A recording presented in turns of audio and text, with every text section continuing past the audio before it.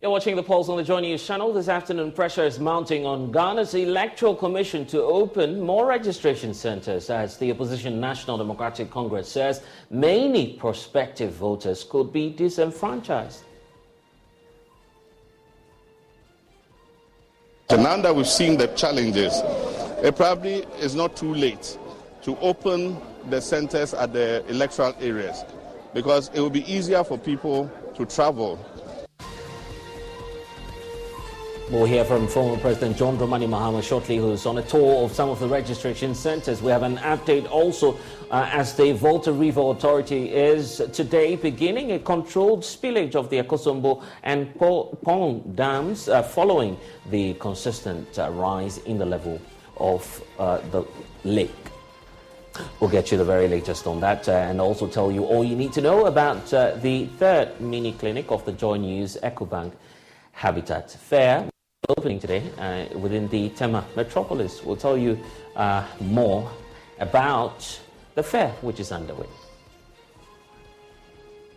There's more coming away here on the Pulse. I am Blessed Sugan. The Pulse, as always, is brought to you by Global Communities Dignity Lu Affordable Safe Sanitation for all. We're on DSTV channel 421, GoTV channel 144. You can get us on Facebook, YouTube, and also at myjoyonline.com. Thanks for joining us. Joy News is independent, fearless, and credible. We're back with details.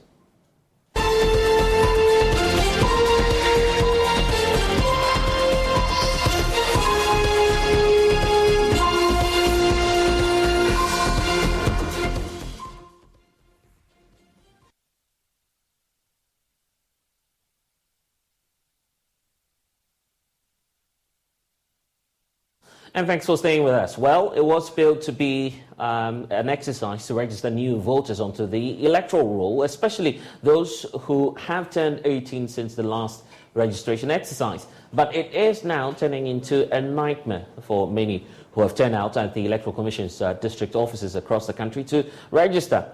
Faulty machines and a myriad of problems are bedeviling the exercise. The NDC's John Dramani Mahama, who's the flag bearer of the party himself, is today on the ground and this afternoon is checking out the situation at various offices. We have that for you shortly. But first, in the northern region, many eager to register have been queuing for days. And in the Tamale metropolis, for instance, we have only 72 people who have enrolled so far onto the electoral roll since Tuesday due to some of these similar challenges being experienced at North. The same story applies to the Asokore Mampo municipality of the Ashanti region, as some applicants have had to pass the night at registration centers. Nana Yaujima reports from the Ashanti region.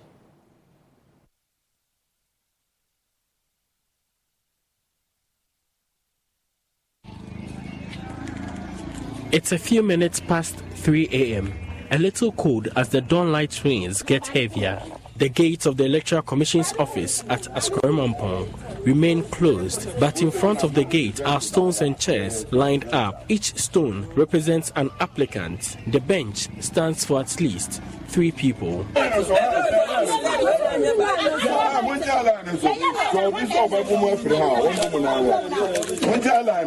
With time, some people who came in attempted to form another queue of humans, but this would not be accepted by those who had kept awake with the stones and chairs in the queue.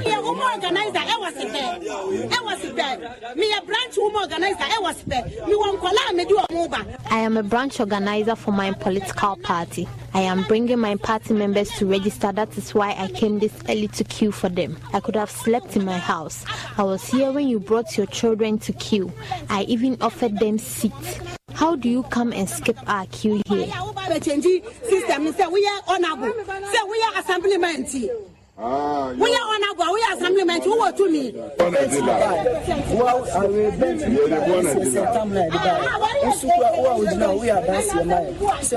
Do you know when we came, it was around 3 a.m.? The assembly member came after 5 a.m. and wants to skip the queue.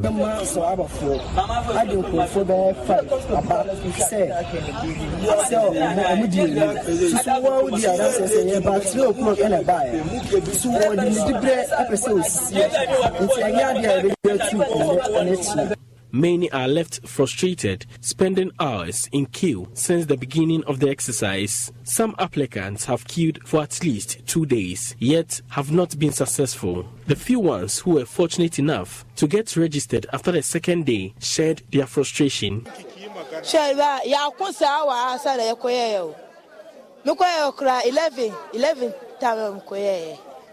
We have been quarreling since we got here at 4 a.m.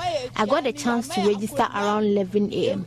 People are queuing with stones and benches. I have to find a way to jump the queue.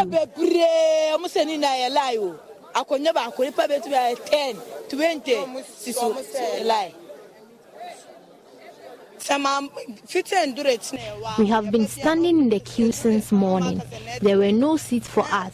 We have been coming here for the past 3 days. Sometimes they tell us the network is problematic. Then we go home. Around 10 to 11. People come in at 10 or 11 a.m. and take the space of the stones. We have really suffered here.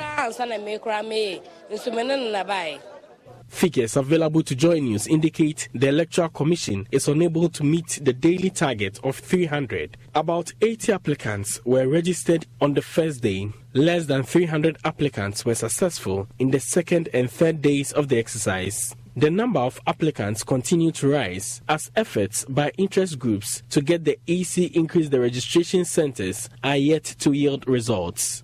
For Joy News, Nana Aljima reporting.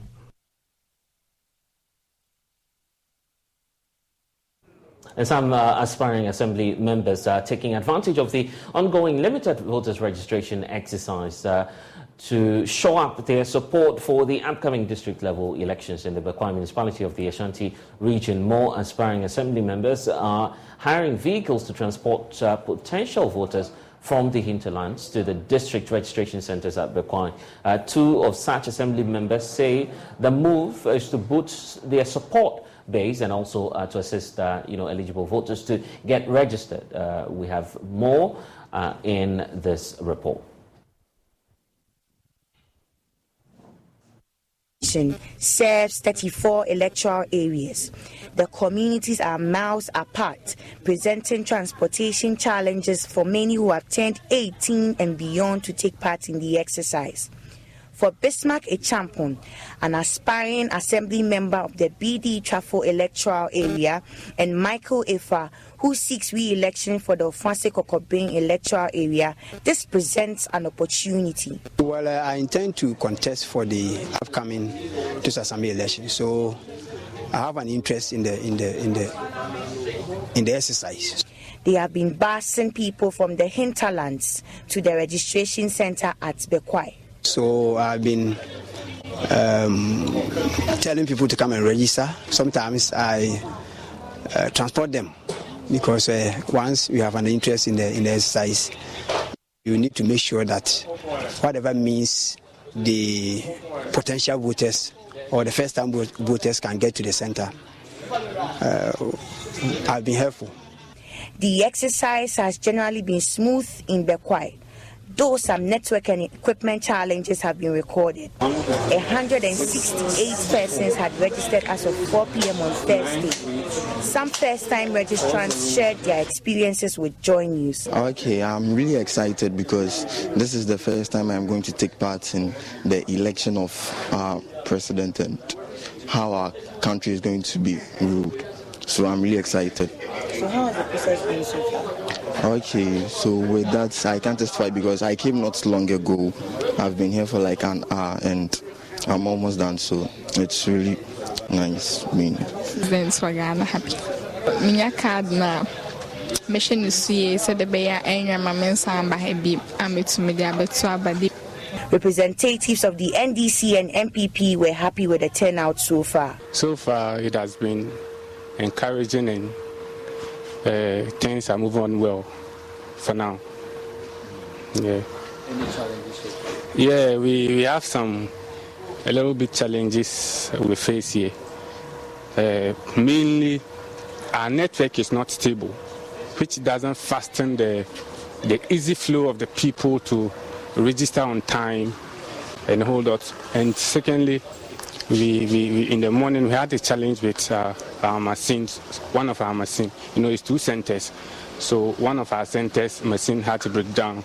Then they have to stop for about 2 hours, and somewhere later before work on. So by then the pressure was on the other center, and addition to that, the people have been given, some of them have been given the wrong information that when they come, they'll be doing the NIE.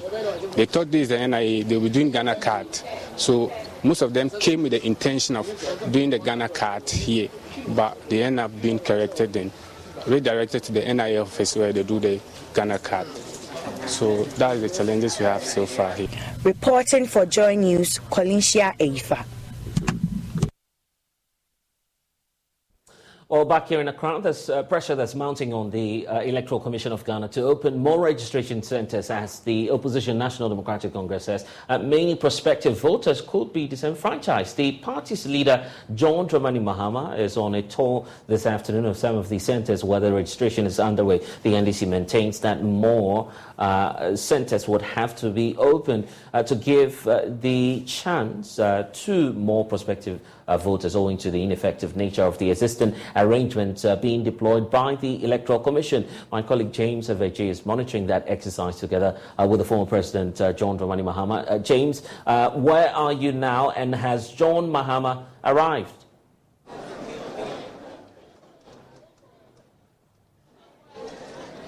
Yes, Blessed, we are at the old EC headquarters here at Ridge, and the former president arrived, and he's just done with the tour of this center a few minutes ago and headed to La District Office as well as Adenta District Offices.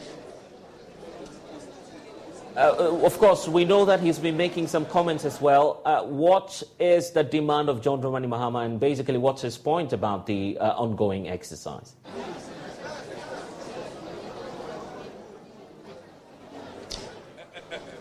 Blessed, you want to take that again? I was just asking the question about the demands John Mahama has been making, and what exactly the points are from the leader of the National Democratic Congress.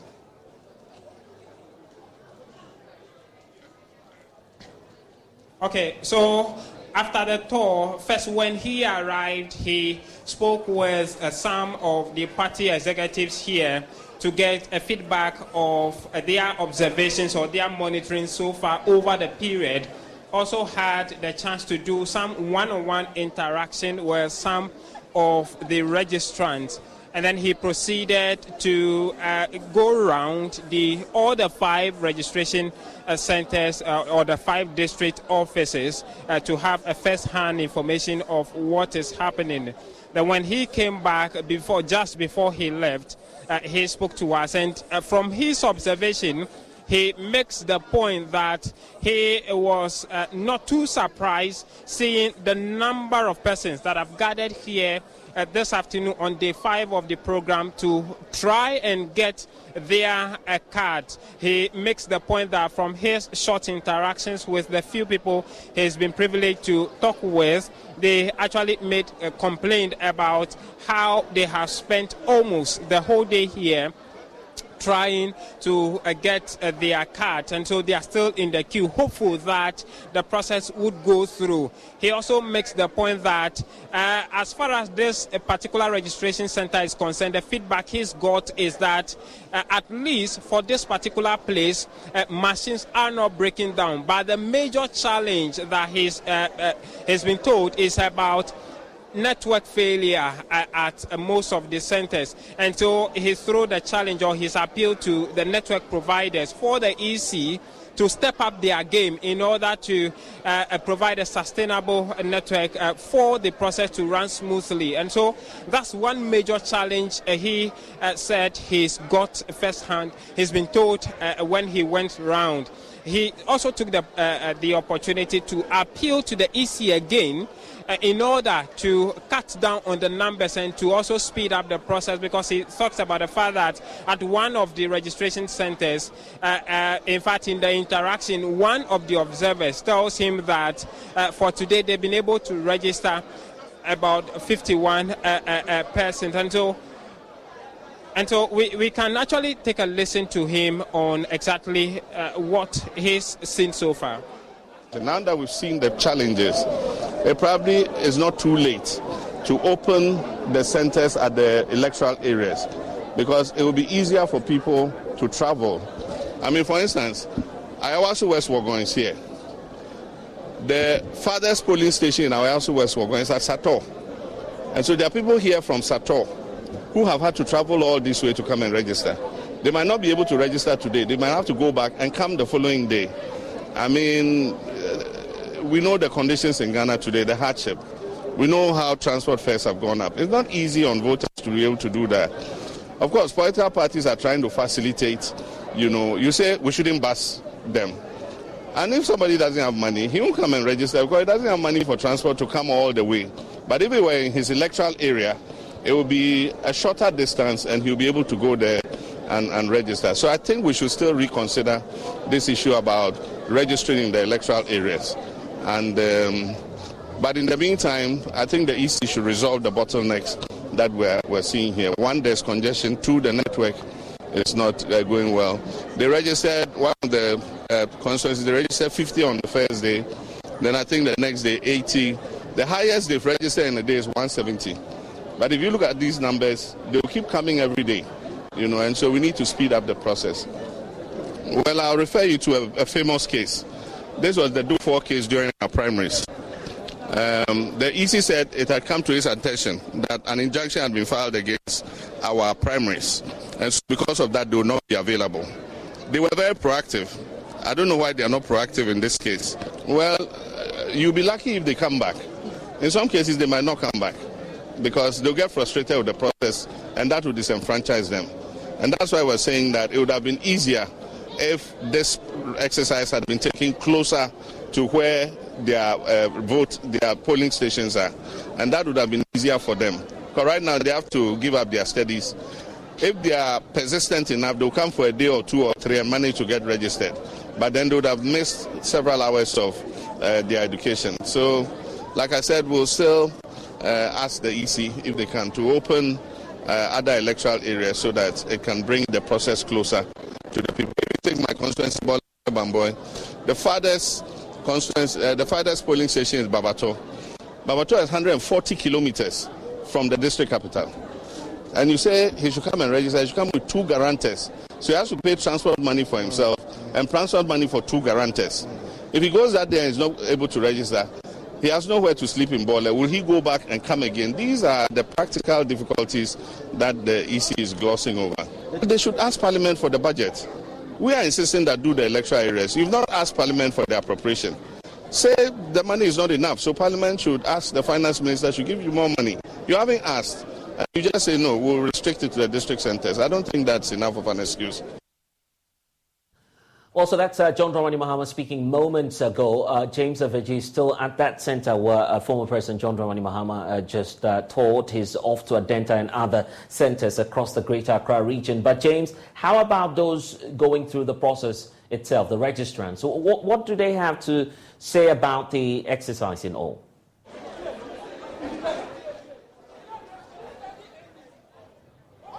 Okay, blessed. So in my initial interaction with some of them, most of them complain about the movement of the lines.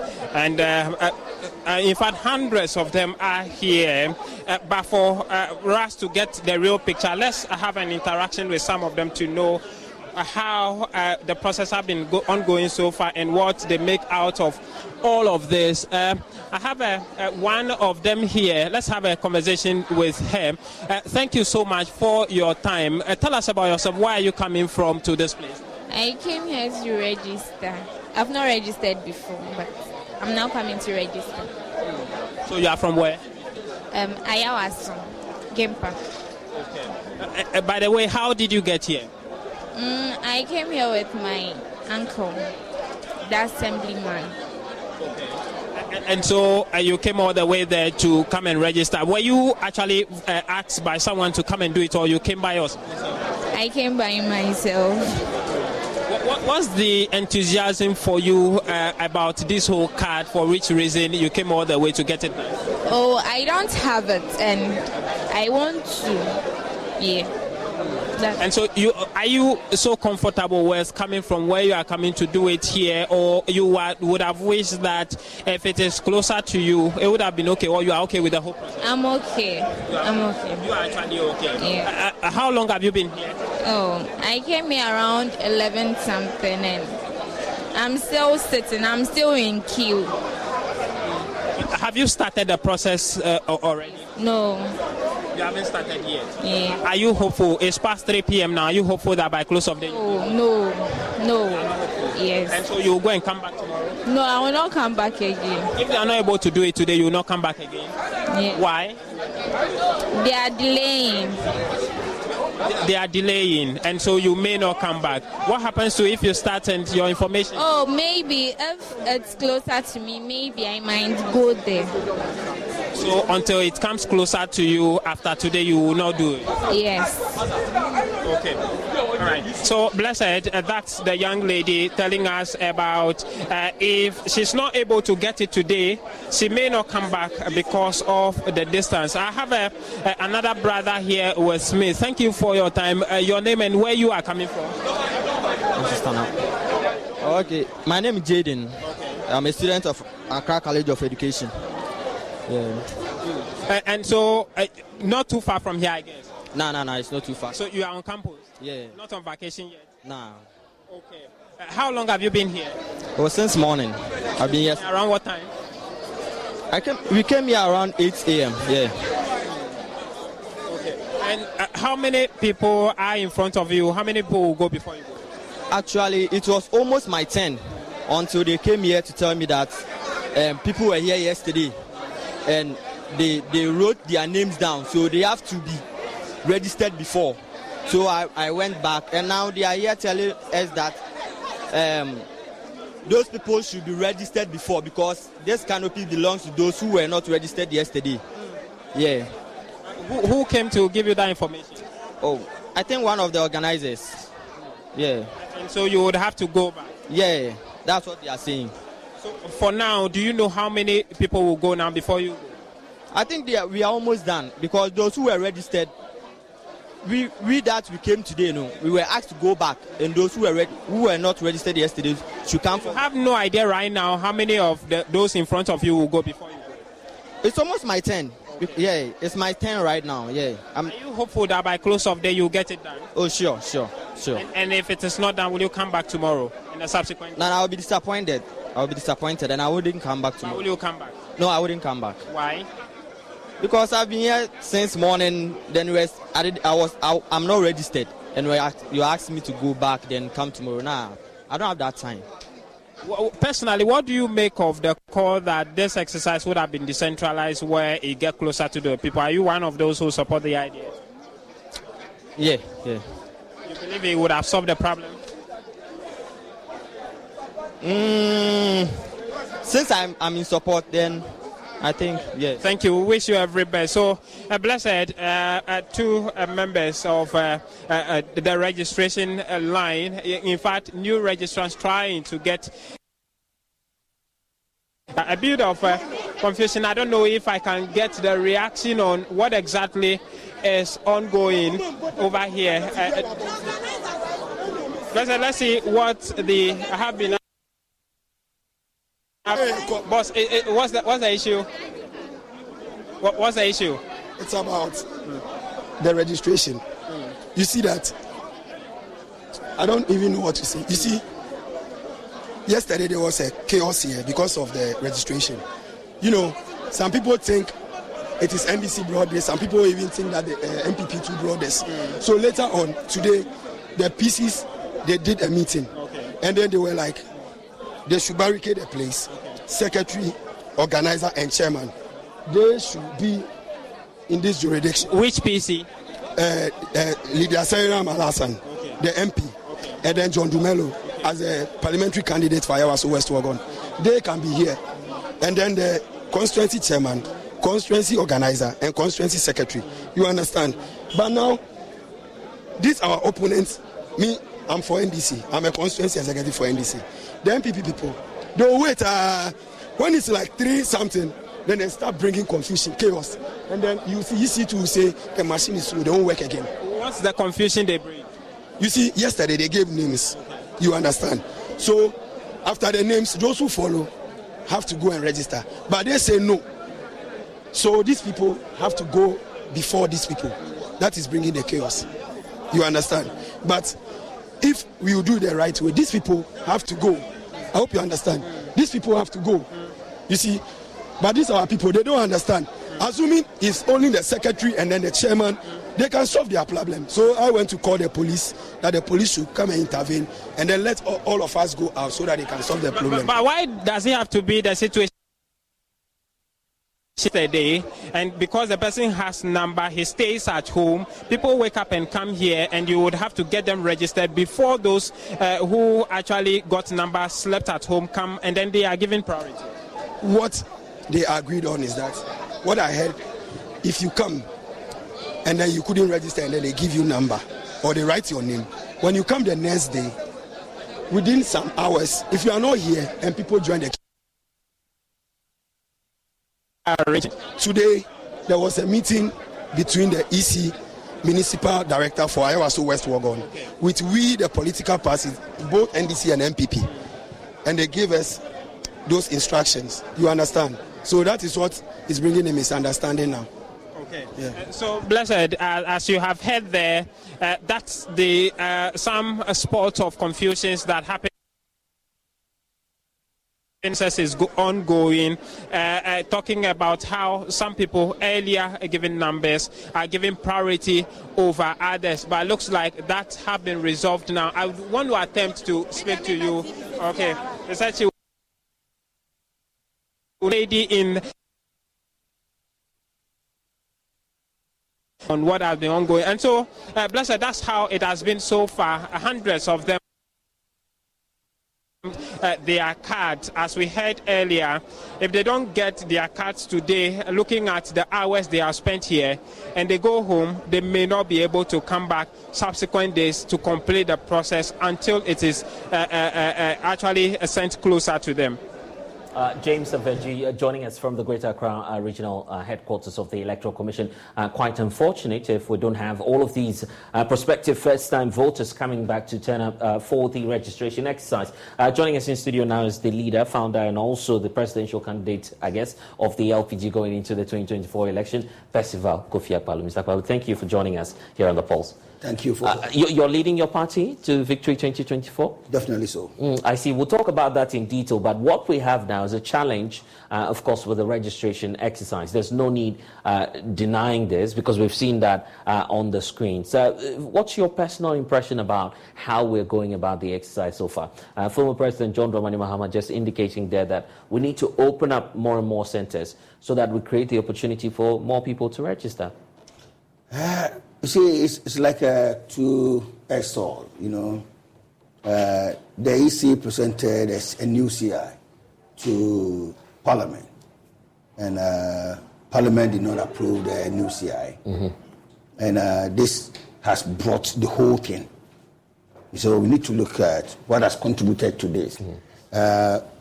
If Parliament had accepted the new CI, mm-hmm. we wouldn't have gone through this. I see. Yeah. So I think that's where the problem is. Okay, but then now we have the problem on our hands. The issue about finding a quick fix, at least just to ensure that more and more people are captured on the electoral roll. What's the immediate solution? Some political parties, just as we've seen and heard in that interaction with my colleague James Kwesi, are beginning to bus people to the centres, and that's also becoming a source of disagreement between the largest two, right, the NDC and the NPP. What's your quick fix solution to what we're seeing now? The long queues and also having people to register faster? I think the EC should increase the number of decks at the centers. Okay. Because if we are not having electoral area centers and we are doing everything at one particular place, then we should open more decks over there. That should be the only way. Because if you are not sending those machines to the various electoral areas, then why are they sitting idle? They should open more decks so that they can register the people, especially places like where you just showed us. We don't need to have these chaos, you know. I don't believe. You feel it's unfortunate that we are having all these... because they can open more desks at the place. So I'm suggesting to the Electoral Commission that they should open more desks. If they want people to come to the district head office to do it, no problem. But they should open more desks there so that maybe you go there, you spend most 10 minutes, 20 minutes, and then off you go. As a political party, have you toured some of the centers? And what feedback are you getting? And perhaps what recommendations would you make beyond having more centers at the regional or perhaps district offices of the East? Yeah, I've toured centers in Ashanti region. I went to Mankranso, and I've been there for 3 days. I've also been to Bosomtwe for 3 days. Right. Yeah, and the impression is that on a daily basis, the number keep increasing. But not as fast as you'd expect, right? I think the first day, people were not aware that something of that. Even up to now, some people are not aware there's a registration going on. So the first day, because the number was very, very low, and then the second day, it went up a bit. And then the third day, it has gone up. So let's see what will come out from today's exercise. And then we can conclude. Let's see, maybe at the end of Sunday, we should be able to know a clear picture of what's happening. What's happening. The biggest challenge for those who are going through the registration process now has got to do with transport. The point that, I mean, these are people who are obviously not working, especially for the first-time voters. They would have to rely on a guarantor to make it onto the system. It's almost as if the cost is being doubled for these individuals. Are you worried that these young ones would have to find a means of transport for themselves? Yeah, as a parent myself, I should be worried, because assuming you have 3 kids who have attained these ages, and you have to send them, you have to give them money to do the transport, because people coming out from even universities are not working. How much more those who have just graduated from SHS and the rest? So there's a burden on the parents, because especially when we went to Asen North, for instance, looking at people living somewhere at last stop, Senchim last stop. If you have to come from that far to Breku, you have to take about 2 or 3 cars to get to Breku. And if it happens the way some people are experiencing, you get there and you are not able to get your turn, and then have to go and come back the next day. Where are you going to lodge and all those kind of... So and some of them are even saying they may not return. Exactly. There's another thing that people have not thought about. You see, before, because we didn't have IDs, people were relying on the voter ID card as their ID. So form of ID, yes. Now we have the Ghana card, we have other forms. So somebody may decide, why bother to go and do this voter registration? Because looking at the inconveniences and everything. Or you feel that the incentive might not be there. Exactly, some people. Look, the young girl. He said, if he's not able to do it today, she won't come again. Yes. The young man too also said it. So it's something that we should look at. You see, that the politics in Ghana here is too much. This MPP and DC, that is the problem. My brother, we need to tell them the truth. All these things that is going on. You feel they are part of the... Yes. They are the ones passing the people? You feel that it's not about the passing. You see, the EC deciding to do it at their district is because of this, what do you call it? The guarantor system. You see, because EC decided to remove the guarantor system from their new CI. And then the Parliament decided not to accept it. Because they wanted people to still use the guarantor system. That is the problem. Because they believe that the guarantor system always creates problems here and there. People below the age limit decide to go on to the system, onto the register. And I don't know what this MPP and NDC are looking for. They just want to create problems. You see, they are inviting these actions, invite coups in the system. Because I don't understand them. They have to sit down and reason. Because, you see, don't give somebody a reason to do what he's not supposed to do. I'm very serious with this. Because why should we argue on this? We have the Ghana card. If the person has attained the age of 18 and doesn't have anything to prove, his nationality. He can simply go to Ghana Card or the NIA and just get himself registered. But there's another problem with the NIA. Those guys at the NIA, they are also another problem. Because we are spending too much on this Ghana Card. To me, it's needless. We don't need a Ghana Card. To me, you mean the physical card? The physical card. What is the purpose of that card? What is the use? Just print their numbers for them. When the person gets registered, take all his details. You run something like. So it becomes a unique code. Exactly. The number is the most important thing. It's not the card. And they say they put a chip in there. They do this. They are wasting money. But it's biometric. It's advanced. Yeah, the biometric. You put the person details. Yeah. So whenever the person comes and he mentions his number, straight away the person's details will pop up. So why? So if they have been giving people their numbers and they have been focusing on the numbers, we won't have all these problems. Everybody will by now have gotten their numbers and they would be using their numbers. So the problem here, my brother, we have a long way to go. Okay, you're also in court. We know that, for instance, you're joining hands with other, lesser followed political parties, the CPP, PNC, and you're seeking as much as possible to compel the EC to take a second look at how the limited registration exercise should go. Why are you taking that route and not instead engaging the Electoral Commission, for instance, at IPAC to try and convince them to expand the process? We were at IPAC. And then EC brought the idea that they want to, because of the upcoming district level election, so decided to do a limited registration. And then they brought the idea that they want to do it at the district offices. And we said, no, it's not going to help. Please, let's consider these young people traveling all the way from their communities to the districts. It will inconvenience them. And it's going to be also costly.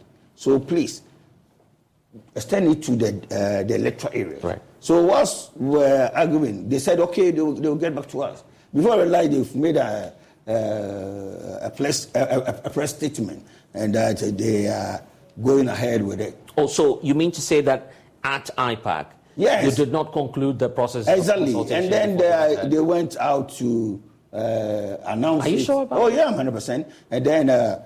So, if did you call to check at least what's going on? Because the point is, we did a presser just after that. Okay. When we heard that, right, we came out, and then even my general secretary was the one who was leading the process. And then we wrote to the EC, expecting that they would call us, and then we sit down again.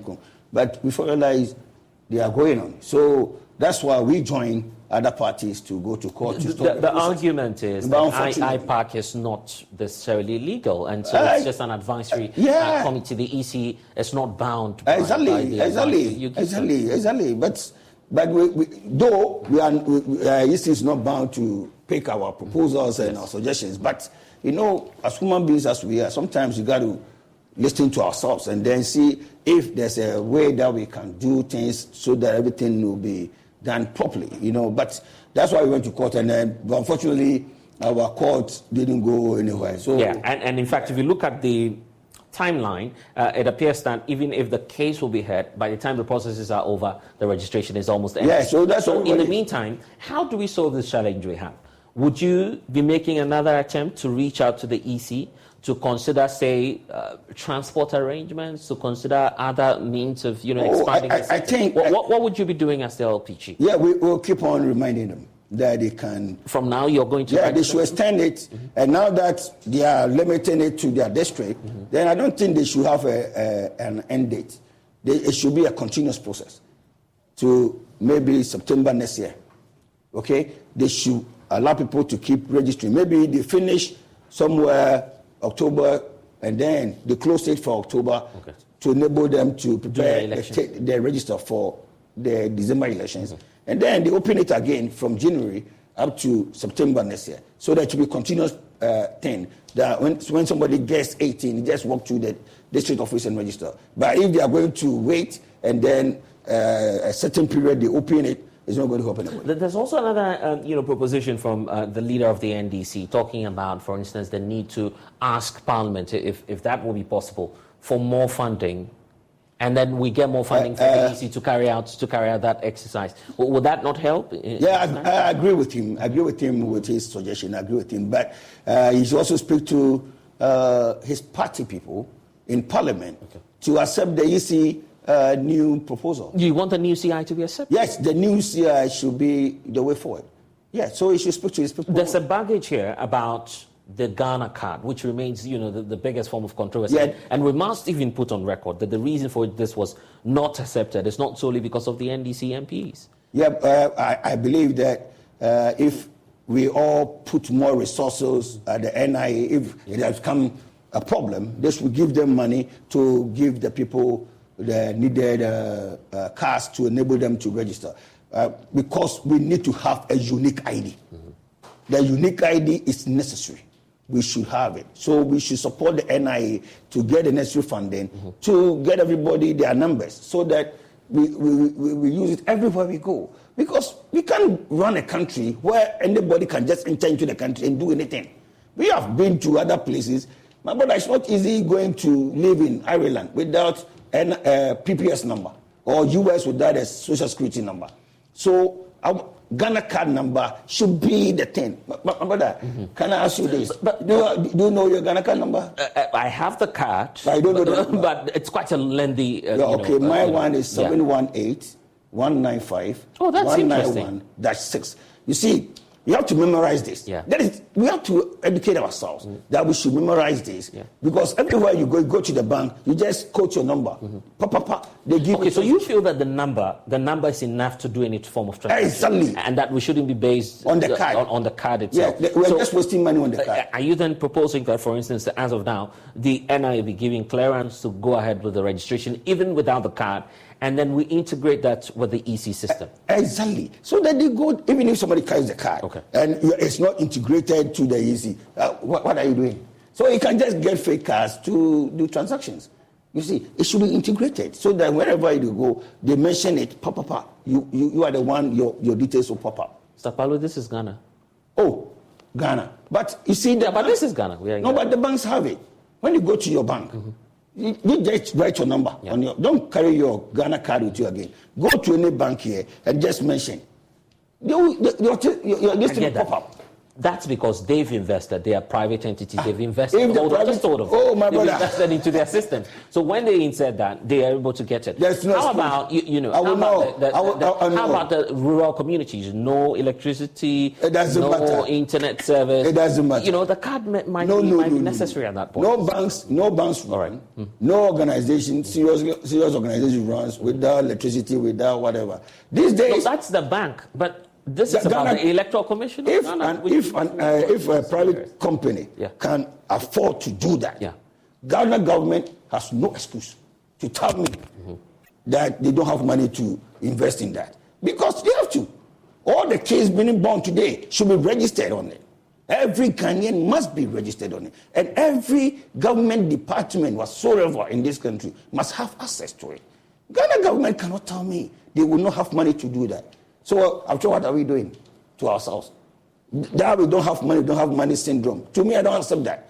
Money must be used to service ourselves. We can't just say we don't have money. We don't have money, so go find the money and get things done properly. Mr. Kwame, the EC argues that it will open up the exercise again somewhere next year before the general elections. Is that not enough hope to say, well, even if you miss the opportunity now, you have another opportunity next year? Or you feel that might be a challenge? What about if the person is seriously interested to register and vote for a particular person in the district level election? EC must be able to help everybody who is interested to vote in the upcoming. So far as the person has attained the age and the person is ready to do it, they should help them. So MPP and NDC, they are the dominant parties. They are, you saw one guy who was trying to create confusion over there where there's no confusion. He's just talking about buses. They just go there just to create confusion. They're not supposed to even be there, but I don't know. So, my friend, we need to do things right in this country. You see, we are pleading with the Electoral Commission to go back, look at how things are going, and see what they can do to make it easy for our young people to be on the register. 2024 is just, a year away. You are a political party. You're definitely interested in the next elections.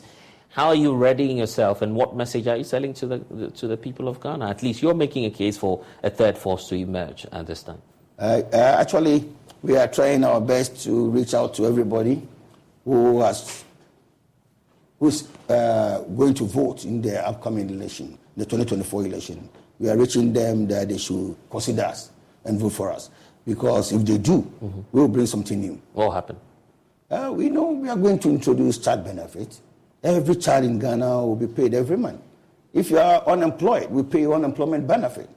And then you're going to be paying salaries? Yeah, unemployment benefit. If you are not working, we give you money. It's not a salary, it's like a benefit. Yeah, and then we also set up a $10 billion job fund for the young people who want to go into their own businesses, who have visions, who want to realize their vision. We support them with funding to enable them to execute their visions. Because we have to have this at the back of our mind, that young people, every young person has a vision. But we need to support their visions to come. Somebody who is at the age of 18, 19, 20, we shouldn't play with them. We should support them. Give them the necessary funding to enable them to realize their vision. If you take a person like Mark Zuckerberg, at the age of 19, he started Facebook. Bill Gates, at the age of 19, he started Microsoft Corporation. Michael Dell, at the age of 21, he started Dell Corporation, Dell Computers. And Steve Jobs, at the age of 21, he started Apple Corporation with Steve Wozniak. What I'm trying to say is that the young people carry visions. Because when you go to the book of Joel chapter 2, verse 28, it says, I will pour my spirit on all flesh. I see. And then the young people will see visions. So if you want to run any nation, any country, you should have this understanding that the young people carry vision. When you go to the book of Proverbs chapter 29 verse 18, it says, lack of vision, the people perish. You see, lack of vision, the people perish. So a country where we are struggling, it means people don't carry vision, or they have the vision, but we are suppressing them to come out with what is inside them to help the society. So LPG, we see that when we have the opportunity, we are going to invest in our young people. We're going to support them so that they can bring what is in them. Mr. Kolo, what do you intend to get all of these monies from? To pay unemployed youth across the country? No, monies are in our minds. Monies are in our minds. Monies are not sitting somewhere that you go and just put your hand in and just... Yeah, but you have to pay. No, you create the money. You create the money. When you go to the book of Deuteronomy, where will you get the money? And it's a more direct question. Yeah. When you go to the book of Deuteronomy chapter 8, verse 18, it says, I am the Lord that giveth thee power to create wealth. So don't expect that money sitting somewhere just tap. You create them. You create the money. You see, if I'm able to invite Ghanaians, let's say 1 million Ghanaians, and I ask them to invest $100 each, it's $100 million. This afternoon, okay? The president can ask, we are building this, we need $200 million. We need Ghanaians who will buy shares in this project. With a twinkle of an eye, you can get $200 million. So far as they know the returns that they will get from this. You see, we need to build a system, our side that we create capital. We are not creating capital here. Take Apostle Safo Katanka. Yeah. He is doing vehicles, cars, and all those kinds. But he's doing it by himself. Yeah, we have to go the Ford way. Yeah. We invite people to buy shares in that company so they can raise the needed capital to do big stuff. Mr. Kolo, these are very big dreams. And it's not as though we've not heard this before. Okay. No, it's about doing it. We've heard that from the NDC. We've heard that from... Oh, forget about MPP. We've heard that from all of the political parties. Why should forget about MPP and NDC. Forget about MPP and NDC. Yeah, so why should we, treat your party differently? Yeah, you have to trust me because I will do it. I'm not just saying I will do it. We've heard that. No, those who know me will tell you, but when you say we'll do this, you will do it. I will do it. My brother, don't underrate me. I know I can't do that, Mr. Yeah. Kolo. Yeah. I'm asking when I become president, when I become president, all your rules will be faced. I don't see why you are driving on the road and you are full of potholes. Why? What should we do? Okay? First, monies are sitting at the Bank of Ghana. Mr. Kwala, I'm just asking the question because some political parties and their assigns have said the same things. Yeah, they said it, but they did not do it. But we will do it. Because I cannot say now to allow money to sit at the Bank of Ghana. Whilst people are dying. Why? So you just go in there and grab more money? The money is for who? It's for the people of Ghana. So we have to use it on them. Will you allow a dog to come and bite you? The BOG is an independent institution. BOG. But last time they ran a loss of 60 billion cedis. Where did it go? It went into the system to support the economy. So we should use the money on ourselves. Where do we use cedis? We use cedis only in Ghana. So sometimes when I listen to people say, we don't have money. But we get money to buy cocoa, aren't we? Yeah. But somebody will tell, we went to borrow syndicated loan. Yeah. But can you tell me, or can you confirm, if there's one particular farmer in this country who has been paid dollar before? We pay them cedis. So where do we get the cedis to pay them? So the monies are sitting at the Bank of Ghana, and then we are spending money on air conditioning, on those money. We will use the money to build this country and grow this economy so that we create jobs and we create work for our people. Maybe somebody sitting somewhere and we were saying, this guy doesn't know economics, he knows it to create inflation. Who told you inflation is always bad? Then you don't understand economics. We need to build economy. You see, when you put $1 in an economy, a spreader is going to revolve 27 times. A contractor has done a job, and the contractor doesn't even know when he's going to be paid. The contractor borrowed money from the bank to execute the project. He doesn't even know when he's going to be paid. What happens to the bank money? Okay, we are running. We need to pay the contractors, give them the money, let them go run and create jobs. So now they have laid their workers. Their workers are sitting at home. They are not working because the contractors have not been paid. I will not run Ghana like that. Contractors should be paid immediately with their certificates. If I don't have the money, why should I give them the contract in the first place? Right. Mr. Kwala, we'll definitely be in touch again, obviously, as the elections draw closer. But obviously, we're waiting to see what the Electoral Commission would do at the end of the day. Any final words to the EC, perhaps, to the chairperson, Jean Mensah? Auntie Jane, you know, I'm crying in a cat, Omania Bray, some much room. Into Auntie Jane, Mr. Wada. Memon can come think I can catch them. A so share near Trump crying will be a ding. Eti district Biano, Wabuano, Omba tables and Dawson. To be Kohonma, watch 20 minutes. Time is money. Right. We shouldn't allow our case to go and sit there for hours before they get their name written. We should allow everybody to write his or her name. Right, and that's a message from the leader of the LPG, Percival Kofi Akpaloo, joining us here on The Pulse. We're grateful, sir, for your time. And our Minister for Education, Dr. Yao Osei Aduchum, has urged Ghanaians who seek to study in the United States of America to positively imbibe the American dreams by coming back home to contribute to the development of the country. Speaking to the potential postgraduate Ghanaian students to the United States at the Education USA College Fair, the Member of Parliament for Busunchi advised the students always to consider foremost what they can give back to their country after completion. In Ghana, and now in America, enjoying the American dreams, making good money, bringing change and transformation to South LA.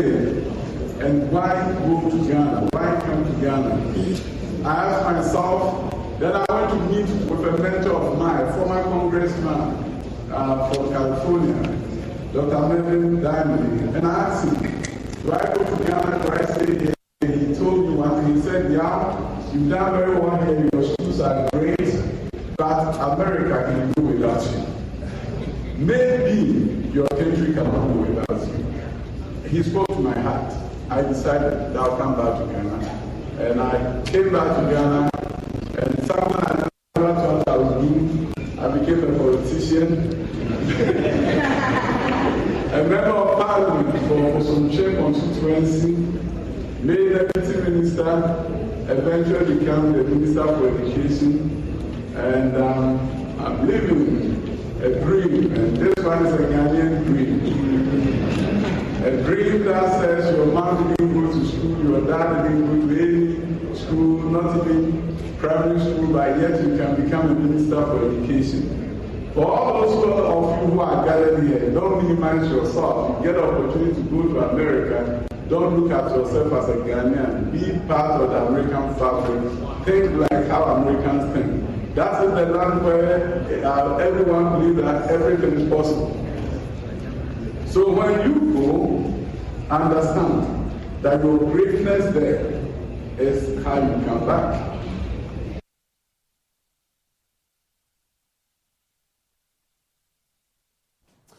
Well, we can now deal with some other stories because some residents of Mafi in the Central Tong district of the Volta region have accused some foreigners and investors of encroaching on lands, thereby depriving them of their livelihood, which is mainly farming. The residents, mostly youths, noted that the foreign company was able to get over 700 acres of land for their farming businesses, which has increased which was actually released to them by the elders of the area at a cheaper rate, but went ahead and took over another 114 acres of land already being used and owned by them. Ivy Setaji has the rest of the story.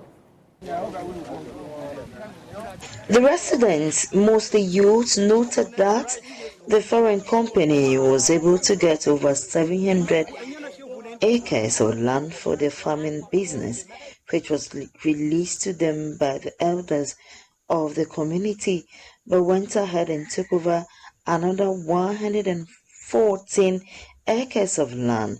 Should a foreigner come to our country, then we allow them to just be encroaching on our land just like that, and whatever they did, we support them. We just give them a document to support it. So that's not right. Some of the residents speaking to the media noted that they live in their own community like strangers and are almost on the verge of losing their lands to foreigners who only got the lands at cheap rates. 143 acres whereby they are fighting for, but the youth are using it to farm. When are you going to plow it? Right now we are going to plow it too. The residents, however, want government through the regional minister to do something about the situation. We are here today and we have gathered to bring out our grievances, and we will also petition the government, the president through the regional minister, to ensure that they put a stop to all these illegal or unlawful activities these Spring Agro Industrial Limited are carrying on our land. James Akoli is the assemblyman for the area.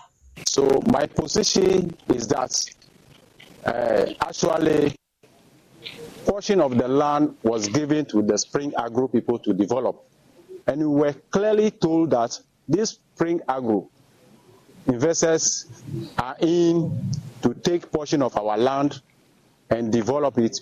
So indeed they have started developing the land that was released to them. Nobody is worrying them, but it was the small pieces of land that they are encroaching now that is bringing the whole controversy now. The DCE for Central Tong, Thomas Achimosonyua, noted that the Spring Agro Limited have all the documents. That section of the land, we call it project site. We don't release it to individuals. We release it to only commercial farmers. It is known to us that only 5 people are signatories to land agreement. So they were doing the expansion gradually. Then it came to a time that they acquired another 140 acres. It is not that they were encroaching on any land. The encroachment is not the case, but I would rather tell you double lease of land. The chief released that same 114 acres to the Spring Agro company. Then the youth also gave it to another youth, an individual, that same land at different rates. The whole genesis of the case is that the youth rep on the committee his colleagues are now kicking against him. They don't seem to like him too well. That is the beginning of the whole issue. The CEO of Spring Agro Limited, Siddharth Mohinjo, has been speaking for Joy News. The groups that we are talking about are not the legitimate owners of the land. The legitimate owners of the land are the Tekpur family. This document that you see, it was done at the end of December 2022 last year, and we started, the date on it is March. This is for a piece of land which is 114 acres roughly, which is now being disputed by this group. The group does not have any legal ownership of this. We have the document. If I can show you, this is the survey map which was done by Mr. Ferguson at the District Assembly, who is the certified surveyor. The document is signed by the land owners, who are the rightful owners of the land. They have an agitation, but it's mostly, I think it's personal infighting between the family, and maybe there is some issues amongst them, but it has nothing to do with us. We are just sort of in the middle of the crossfire.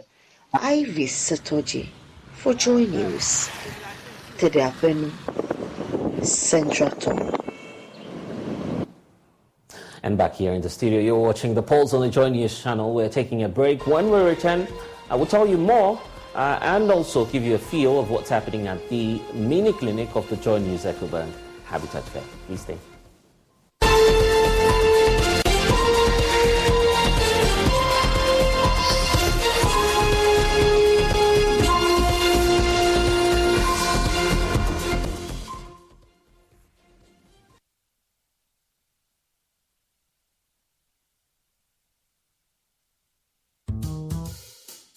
Smile, Look lively, okay? Smile, smile.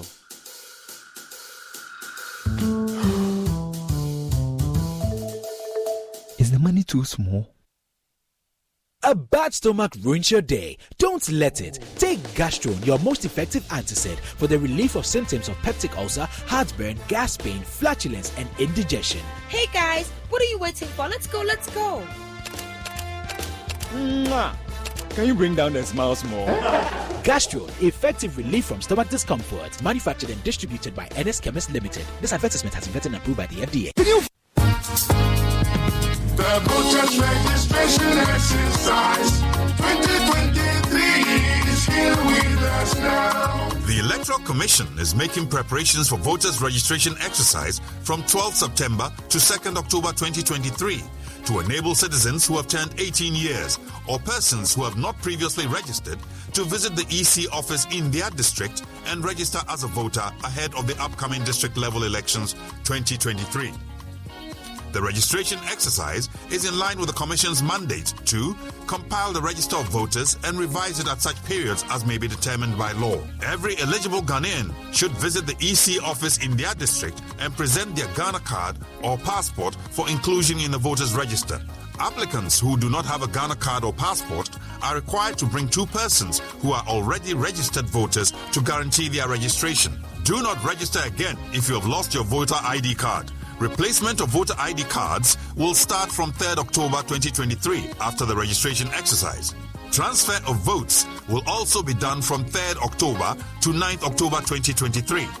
It is a criminal offense for a guarantor to guarantee for more than 10 people, non-Ghanaians and persons who are not 18 years of age. Guarantors who violate this provision will be prosecuted. The voters' registration exercise is part of efforts to ensure credible, transparent, and peaceful elections in Ghana. Register to vote. Your vote is your power. The voters' registration exercise 2023 is here with us now. Hello, my name is Abeku Agri Santana. If there's anything that makes my life so easy, it is my bank. I love hanging out with my boys at our usual fufu joint.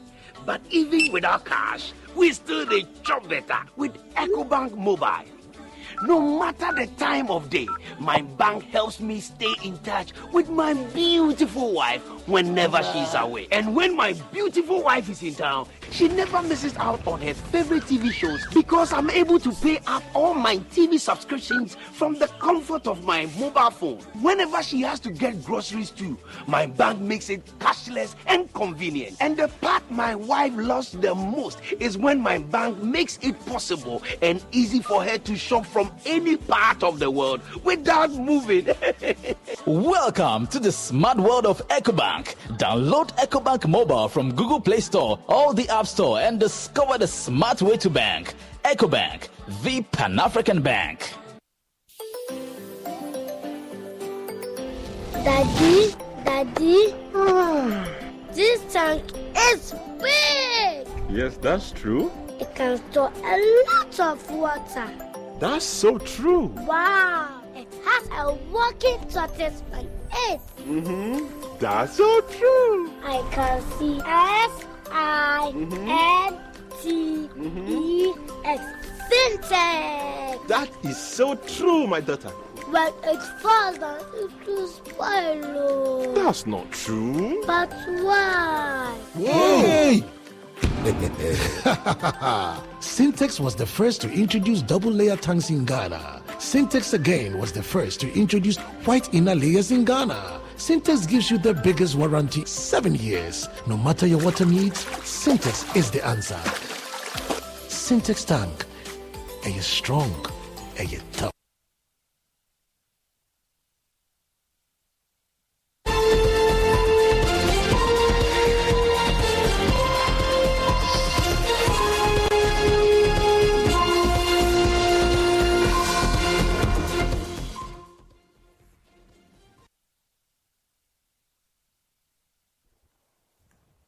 And you're welcome back. The Center for Indigenous Knowledge and Organizational Development says that there is need to craft a sustainable local need system that will ensure that high-quality seeds of a wide range of crop varieties are available in time to women farmers and other stakeholders for this season. And for this reason, the Center has held some training for women farmers and other stakeholders. The organization has also held a workshop for women farmers groups in the transition zone to educate them on the need to craft a sustainable local seed system that will ensure higher quality seeds of wide range of crop varieties that are available in time to women farmers and other stakeholders. The purpose of this workshop is also to create an opportunity for the women to share their experiences on local seed development initiatives, as well as discuss strategies for developing and strengthening local seed systems in Ghana to help empower them economically. And as Sabit has the rest of the story. The year 2019, the Center for Indigenous Knowledge and Organizational Development, CICOD, together with PFAC, have been facilitating the strengthening of the Ghana agroecology movement as a CSO-led platform that is championing agroecology issues in Ghana. The center has for the past decade promoted and supported smallholder farmers in Ghana to manage, multiply, store and exchange their local and indigenous seeds, mainly using their own intergenerational knowledges, experiences and skills. CICOD has therefore held a workshop for women farmer groups in the transition zone to educate them on a craft sustainable local seed system that will ensure the availability of crop varieties to farmers in the area. Wilberforce Latte is the head of programs for the southern sector at CICOD. Seed is becoming very important. With the passage of the Plant Variety and Protection Bill, we want to ensure that our local seeds are preserved. So the purpose of this meeting, among other things, was also to discuss the seed issue. They shared various examples about how they are keeping and preserving seeds. We had the opportunity to visit the AboFab group and see what they are doing with seeds. So this is just a follow-up to the meetings that we've been having, from pest management to weed management, and then now today we have dedicated or focused the meeting on seeds. He says the move would also go a long way to preserve the culture of the people, as well as save these farmers' monies spent in the purchase of seeds during planting seasons. Seed is not just for planting, it's also about our culture. will be able to maintain their culture through that. In addition to maintaining their culture, they will also be able to save costs. Because now if you want to buy seeds, it's not cheap. So I don't see why a farmer should go to a seed company to buy tomatoes, okra, and other vegetables. And I think that investing in meetings like this to help them preserve their local seeds will save them a lot of costs. Some of these participating women, drawn from different women farmer groups from the Bono and Bono East regions, expressed gratitude to the organizers of the workshop for the knowledge shared. President of the Boafoyena Women's Farmer Group, Grace Afas, says the preservation of these indigenous seeds will ensure that these seeds will not be totally out of the system. We went to the seed bank and I saw a lot of indigenous seeds. I think it is a laudable idea to keep them for future so that the younger generation will come, or future generation will come and see the type of food which is so nutritious to our bodies, which we are living or letting it go just like that. It's a wake-up call for our group. She adds that the indigenous seeds are much healthier for consumption as compared to the imported seeds and urged farmers to revisit the local seeds for healthier lifestyles. Anything that is not natural also entails a lot of ill health substances. So keeping our own or the culturally breeded seed, I think that one is helpful because our system is used to it. We have been taking it and it doesn't cause any harm to our health. Anna Sabit, Joy News, Forikrum. The Ghana Armed Forces has assured that there will be no coup d'etat in Ghana. Chief of Defence Staff, Vice Admiral Seth Mahama, during the Eketse call on the GJ executive members, indicated that the peace and stability of the country can be maintained if the media agencies produce credible news in the delivery of their work. During a visit, he actually stated that the military has no business in governance, but rather in the promotion of the Constitution and the will of the people. That brings journalists and the military into confrontation is especially with the military police at state functions. Some journalists have the notion that if he's on the camera and is taking a shot, forget about any other thing. But then the military police are also charged with maintaining orderliness at state function. And so where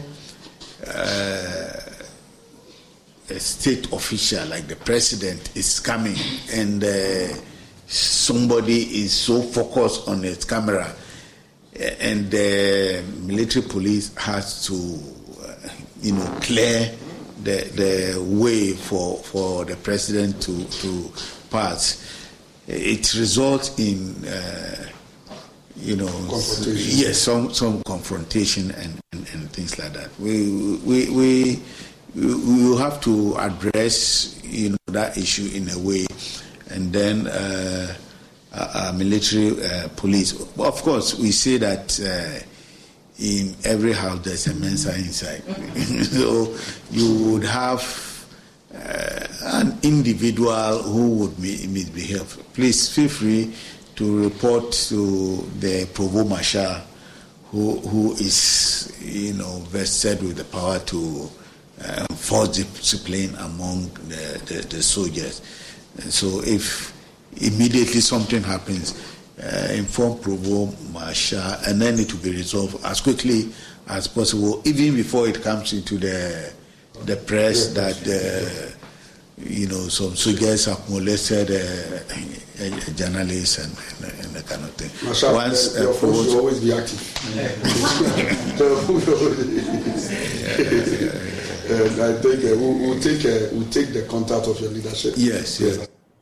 And now the president of the Ghana Journalists Association, Albert Kwabena Jumfor, called on the institution for more initiatives in training journalists and the military as a way of deepening relations between them, citing the See Something, Say Something to a journalist initiative as being beneficial in maintaining security across the country.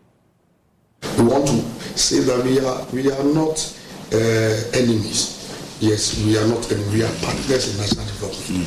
And for that, the meeting we had, that is somewhere 2020, was to understand how the media does it work or do it work, and also to share with also the media how you also do your work, because there were certain things that we didn't know, especially on the side of the Ghana forces, and there were things that the Ghana forces also didn't know. So our vice president, who did a presentation on how media do our work, and he also did the same. And the agreement was that we're going to build on that, but unfortunately we haven't met. We hope that from this meeting we'll make a conscious effort, at least once in 6 months or something, at least twice in a year, we can have such. And the informal engagement you spoke about, we can include sports. Yes.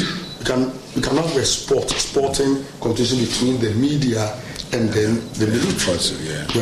Which, and also we also suggest that whenever new recruits, we should have such engagement so that they will understand that the media is a partner and not enemies. So I also want to plead with you and the media here to appeal to your good office if we can ensure some training for both military officers and journalists on the military media relations. So to us to also enhance or build the capacity of journalists in this regard. And also, aside maybe this going forward, you use your eye office to make sure you interrogate and investigate cases of assault against journalists and take appropriate action. The Eurozone economy will see growth of just under 1% this year, according to the latest figures. The weak figures come amid soaring inflation rates for more now. Let's get details from DW's Arthur Sullivan, who's joining us from Berlin. Sullivan, first off, what does the latest data tell us about the state of the EU economy?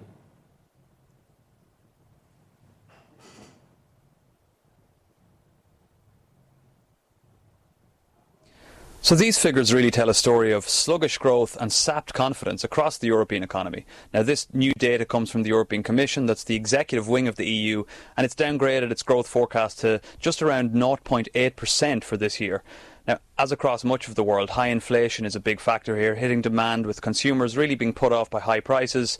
Economic activity has been hit in a number of sectors because of those rising costs. High energy prices are particularly a big problem. Now, there isn't a whole lot of confidence that it's going to improve before the end of the year. Other factors that are hitting the European economy, a fall in manufacturing activity, ongoing trade turbulence with China, and that there is really caused by a combination of a slowdown within China and European countries reassessing economic ties with China itself. And what's really notable about these figures is just how far behind the US economy it puts the European economy. That's been the case since the pandemic began, and the problem seems to be getting stronger, in fact, for Europe since the pandemic ended. And this news is particularly bad for Europe's largest economy, Germany. This is something, of course, which some consider as an outlier moment in Europe at the time, isn't it? It really is. I mean, Germany is Europe's economic powerhouse, by a distance the biggest economy, but it's also the worst affected major economy going by this data. It's in recession, and forecasts say that it's going to contract by around 0.4% this year. And that's quite a big swing from the last estimate, which had Germany recording modest growth for the year. Now, Germany's story is in many ways similar to the European story. Sluggish consumer spending is hitting the economy. Germany is a nation of savers at the best of times, but high prices have really been putting people off this year. And it's something that I think people here are really feeling when they go into the shops, into the supermarkets for everyday items. There's a strong sense that value just isn't there for the consumer at the moment, and underpinning all this, as it is with Europe as a whole, are those high energy prices. Germany, of course, has other longer-term economic problems which are sapping confidence. That ranges from a shortage of skilled workers to the ongoing energy transition away from Russian gas, bureaucratic overreach, problems with digital infrastructure, physical infrastructure. In many respects, the economic mood really is quite dark in what we must acknowledge is still the world's fourth largest economy. To ask you about the implications of a struggling German economy and what that will mean for the global picture as well, the world economy. Well, the first impact, of course, is Europe-wide. I mean, as I said before, Germany is the European economic engine. It's a trade superpower. It makes up around a third of the EU's total economic output. So if Germany's struggling, if it's to use that phrase that's been used before, the sick man of Europe, well then of course it's going to have an impact on the European economy, and that then does have a knock-on effect for the global economy. But to see the overall impact on the globe is a little tricky. Obviously, when the European economy is not firing on all cylinders, that does have an impact on trade partnerships where there are particularly strong trade, for example, with China, but it's not the kind of global economic engine that the US economy is, for example. And it's also worth remembering that if Germany is struggling, that might provide an opportunity for some countries to come into its territory, namely in certain export fields, because soaring costs for German producers, particularly in industrial and high energy intensive industries, is presenting opportunities for rivals to take some of that business which German companies would previously have hoovered up. In fact, the energy crisis is a big reason for the economic problems. Germany has been in talks with some African countries on energy supply as well. Any updates on how these relationships are developing? Right. So last year, Germany and other European countries wanted to stop buying Russian gas as fast as possible because of the war in Ukraine, and they immediately started looking to some African countries as possible energy partners. A joint project between Senegal and Mauritania, financed by UK and US companies, was one such gas operation that Germany expressed interest in, and they had talks with Senegal about this. Now, this project has had a lot of difficulties for various reasons, and it is yet to start delivering LNG gas, but that could start from 2024 if all goes well. Both the Senegal and German governments remain open to a deal being done, but it very much remains something for the future. Now, we should mention as well that Italy did sign gas deals with Algeria and Angola last year, but there are still real question marks over the extent to which energy deals such as these will be done and how much they will ultimately deliver. Aside from the fact that European countries like Germany are under pressure to meet their climate goals and ultimately move away from fuels like gas, there is also a lot of pressure on the African side to get these projects up and running, to receive the kind of finance that they need, and ultimately to produce at the kind of capacities that would be required. But it's still very much something that is for the future. I see. And we wait to see, of course, what the fallouts will be after that. Sullivan, thank you. The National Democratic Congress in the northern region has called on the Office of the Vice to immediately sanction an inquiry into the auction of some medical equipment meant for the Tamale Teaching Hospital and other hospitals in the northern region. According to the NDC, over $400,000 worth of equipment, which includes incubators, dialysis machines, and others, were shipped into the country 2022. Allegedly, and were, of course, auctioned after efforts to get stakeholders, including the Vice President, to help clear the equipment are nowhere to be found. Is the reason for which the party held this news conference. There's also now Dr. Ify Bell is a development chief from the city of Louisville, which has a sister city relationship with the Tamale metropolis. As part of her development agenda, she has shipped medical equipment in 2022 to help hospitals in the northern region, but efforts to clear the equipment proved futile until they were auctioned in June this year, 2023. Addressing a press conference in Tamale, the Northern Regional Secretary of the NDC, Mohammed Salam, said the Vice President and his team had assured the donors of the equipment that the Zosemlena of a tax waiver. These publications revealed that the medical supplies valued over $400,000, which were shipped from the United States of America with the intention of aiding hospitals in the northern region, particularly the Tamale Teaching Hospital, Central Hospital, and the West Hospital, and other health centers were unlawfully auctioned by the Temaport authorities. These medical items, including oxygen tanks, dialysis machines, and incubators, were intended to enhance healthcare services in the northern region. It is worth noting that these medical supplies left the United States in July 2022 and arrived in Ghana on September 2022. On September 22nd, 2022. However, they were auctioned in June 2023. To expedite clearance of these items from the Temaport for donation to hospitals, Chief Zosimilina Palace engaged key stakeholders from the northern region, including the Vice President, Dr. Mahmoud Bawumia, Northern Regional Minister, Shani Alasan Saibu, the Metropolitan Chief Executive of Tamale Sule Salifu, and executive from the Tamale Teaching Hospital. The NDC Northern Region's own investigations revealed that the Northern Regional Minister and the Vice President's office assured the donors of successfully securing a tax waiver for the medical supplies. He urged the Vice President to clear his name if indeed his innocence of the accusation are leveled against him. Therefore, it is disheartening to learn that these items were never cleared. Despite these extensive efforts and consultations, medical supplies worth over 400,000 have been illegally auctioned by the Temaport authorities, depriving the people of Tamale, Dagbang, and the northern region of potentially life-saving donations for our struggling healthcare facilities. In light of this distressing development, we, the executives of the NDC Northern Region, finds it imperative to address you, the media, thereby inviting you to take keen interest in pursuing this matter to its logical conclusion. Given the dire state of our healthcare facilities in the Northern Region, it is exceedingly regrettable that Chief Zosimilina's and partners' generous gesture to support these hospitals has been squandered. We call for a thorough investigations by law enforcement agencies into this medical supplies container auction case. Such recurring misconduct at the Temaport should not be tolerated, as it may deter future donors from contributing medical supplies to underserved hospitals nationwide.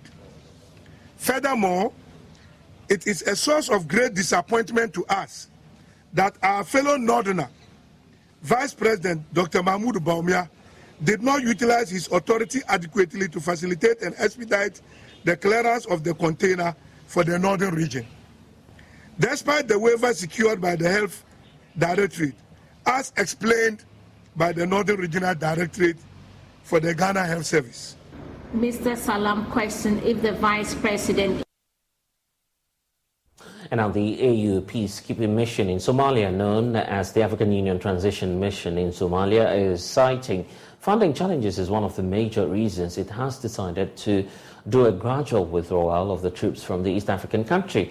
There was a successful drawdown of some 2,000 troops in July, with 6 forwarding operating bases handed over to the Somali security forces. The AU has agreed with the Somali government to pull out another 3,000 troops by the end of September, with the mission expected to end by December 2024. First Commander of the African Union Transition Mission in Somalia, General Sam Mukaidin, says the terror threat posed by Al-Shabaab is not limited to Somalia but extends to West African countries, including Ghana. Maxwell Agbagba of our security desk has more from Somalia.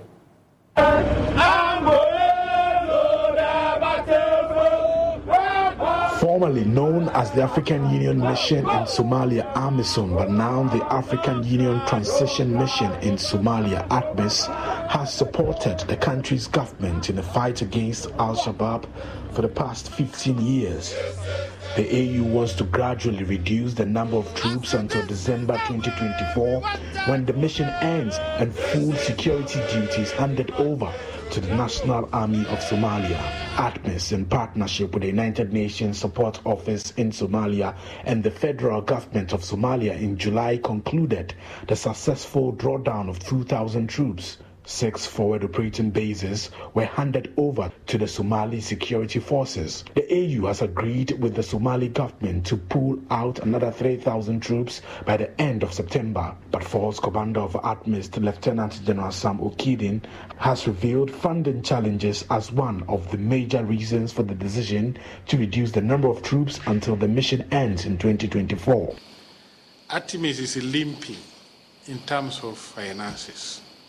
And one of the reasons why this drawdown was drafted, it was because of the funding fatigue. Those who are funding said we can no longer shoulder this. We can't manage. But as we speak now, there are voids in funding. And that's one of the major reasons ATMIS is exiting by 2024 come December. He's recommending that individual countries and members of the African Union take up the cost of keeping the troops in Somalia. Addis Ababa needs to sit down and revisit this issue of the funding. And the African countries need to sit down and revisit. I can give you an example. The African states can decide to send their countries, their troops here, on their costs. It is not difficult, it is possible.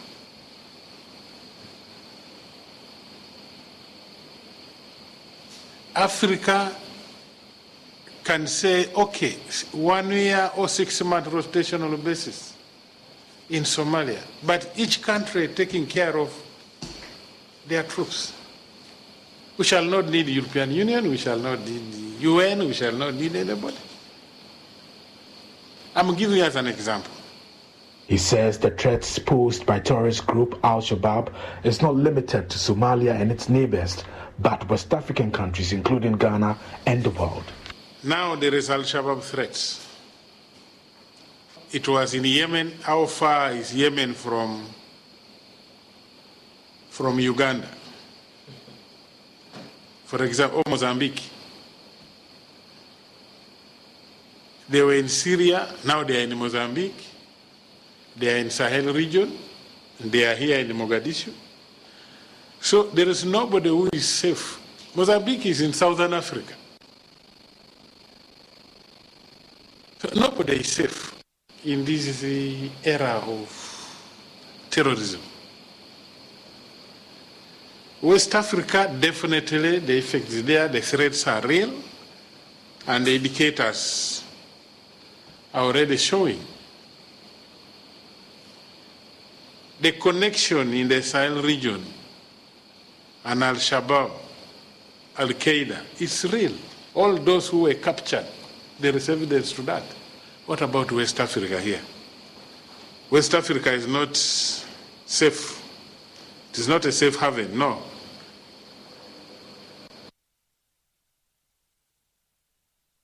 To deal with lead exposure, the Chief Executive Officer of the Environmental Protection Agency is working with other ministries to produce lead prevention policy. The organization is also scaling up education to ensure that they increase knowledge on the dangers of lead. Executive Director for the EPA, Dr.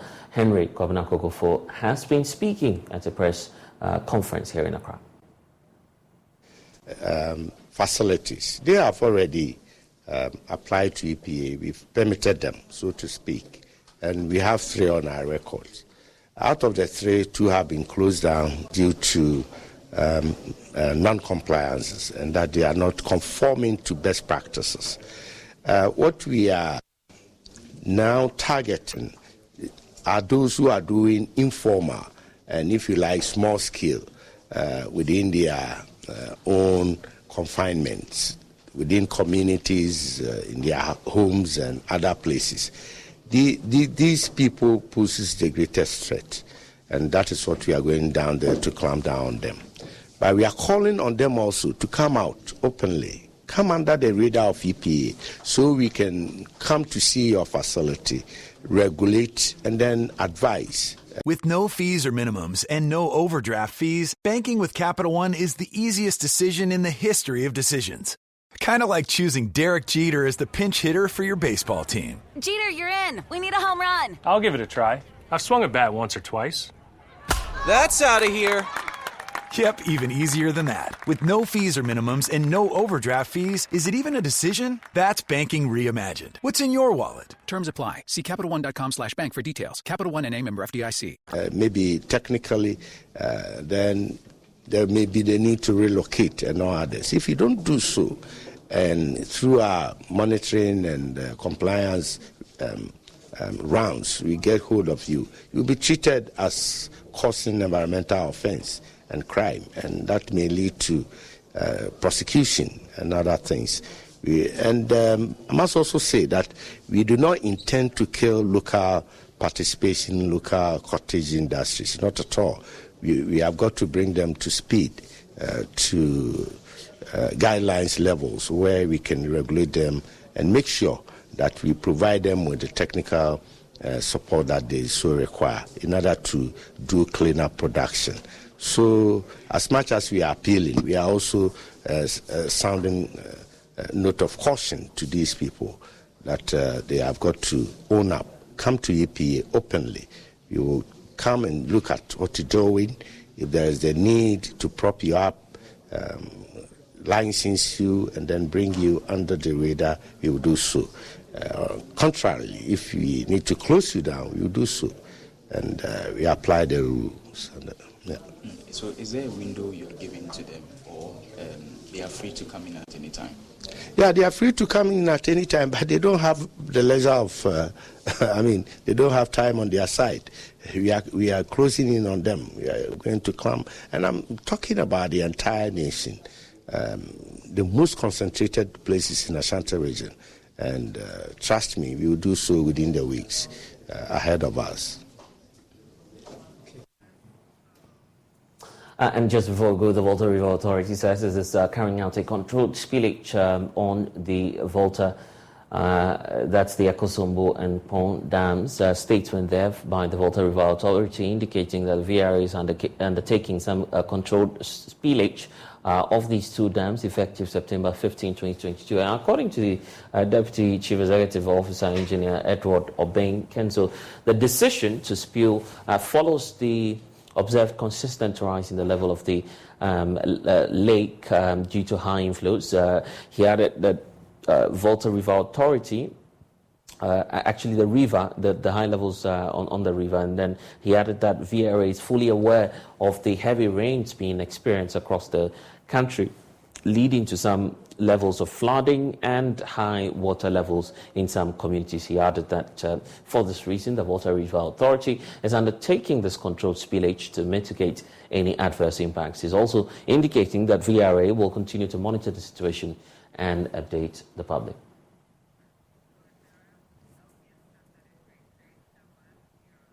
And don't forget that the mini clinic of the Joy News EcoBank Habitat Fair is underway within the Tema Metropolis. You need to make your way out there. Lots of offers for you in terms of housing issues. So you need to check it out. That's all we have for you in this package of the polls.